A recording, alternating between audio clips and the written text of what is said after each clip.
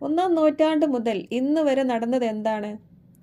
യഹൂദർ തിരസ്കരിക്കപ്പെട്ടു. വിജാതീയരായ നമ്മൾക്കായി കൃപയുടെ ഒരു സുവിശേഷം പൗലോസ് അപ്പോസ്തലനിലൂടെ ആരംഭിച്ചു.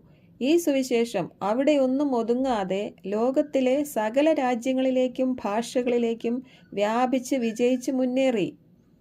ഇന്ന് ബെത്ലഹേമിൽ ജനിച്ച യേശുക്രിസ്തുവിനെ അറിയാത്ത രാജ്യങ്ങളുണ്ടോ? യേശുക്രിസ്തുവിൻ്റെ വിശ്വാസികളില്ലാത്ത ഏതെങ്കിലും രാജ്യമുണ്ടോ? ഇല്ല.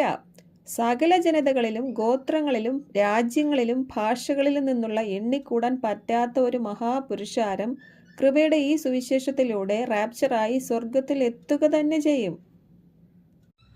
ഇതാണ് ഒന്നാം മുദ്രയിൽ വന്ന വെള്ളക്കുതിരക്കാരൻ വിജയത്തിൽ നിന്ന് വിജയത്തിലേക്ക് ജൈത്രയാത്ര പുറപ്പെട്ടു എന്ന് പറയുന്നതിലൂടെ മനസ്സിലാക്കേണ്ടത്.